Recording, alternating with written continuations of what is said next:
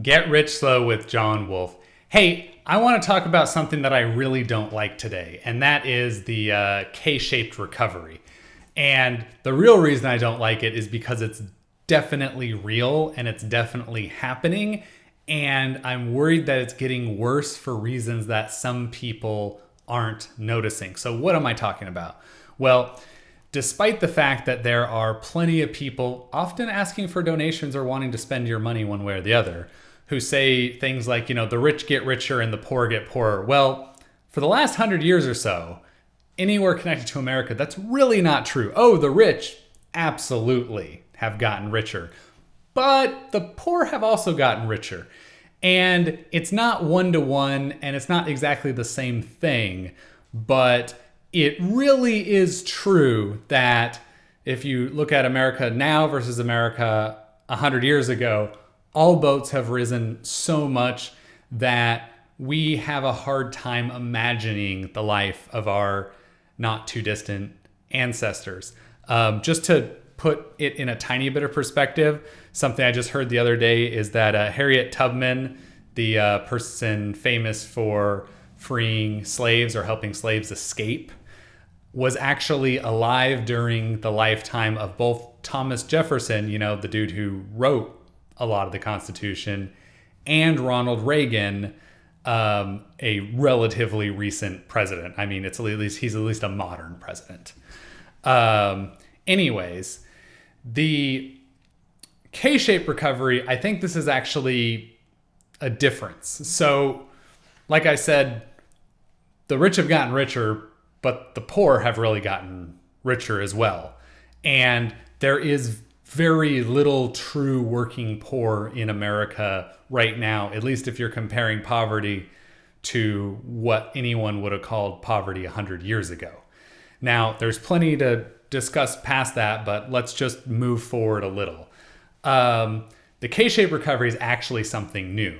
So it seems to almost exclusively and directly have been a response of government intervention towards the COVID-19 crisis, but lots of people at very high income, high achieving companies and individuals who are in the upper middle class, their jobs and fortunes were not disrupted greatly by the health emergency or the state's response therein. However, many people, a decent chunk of the middle class, lower middle class, below that, their jobs disappeared or had to be done in a hugely restricted way, or were one way or the other greatly harmed economically.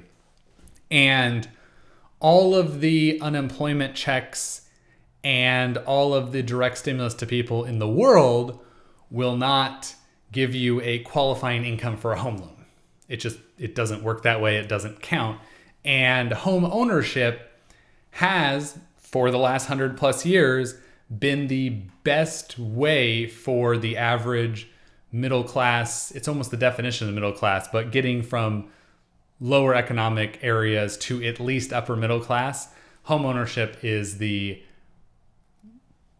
biggest vehicle traveled by the most people to do that. And the work interruption on its own has been a huge detriment to making that happen. And then past that, many people did not get anywhere near replacement for their wages. Let's just be honest about that. And I don't really know how they could, generally speaking. But it's not been great. And I see that in the housing market hugely. The strange thing is because relatively many, although it's a much smaller group in totality, are doing really well, home prices are shooting up. But that's not the whole story. That's where people usually stop talking. There are two other large groups of buyers, or I should say groups who buy a lot of property, other than just people who are going to live there or normal individual like me, get rich slow. who are going to own a few rentals. And sometimes they're referred to as REITs. I think a lot of time what I'm talking about isn't technically a REIT. And it's basically a mutual fund or a hedge fund that's set up. And what they're going to do is they're going to buy single family homes and they're going to rent them forever. And they're only going to sell them if it's underperforming. They don't buy a single thing intending to sell it. And then the other group is foreign investors. America is one of very few countries that lets foreign nationals invest in our real estate market and compete with young families trying to buy a home that they're going to raise a family in. That's very rare around the world, but the United States allows that. And quite a few houses are sold that way. So anyways, those are the things that are really driving up the price of housing. And it is my fear that the large increase in housing pricing, where a lot of people I know are afraid that there's going to be a bubble. I'm actually more afraid that there isn't going to be a bubble, because what I see happening steadily and surely is back 100 years ago, the majority of the people who lived in the city did not own their own homes.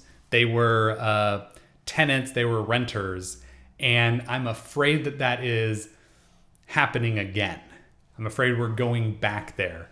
And I do think that it's largely government policy that has made it possible for so many people to own their homes now. So it's not like government is the enemy to all of these plans. But I think it's also largely, especially accelerating in the last year, government intervention that is now pushing this sort of anti-home ownership trend. I do think our country is a better country when more individuals have enough wealth that they can actually exert some power. Anyways, that's my crazy rant about the K-shaped recovery. If you liked it, please smash that like button. If you hated this, please smash the like button twice. And subscribe, share it with your friends. Have an awesome day. Bye.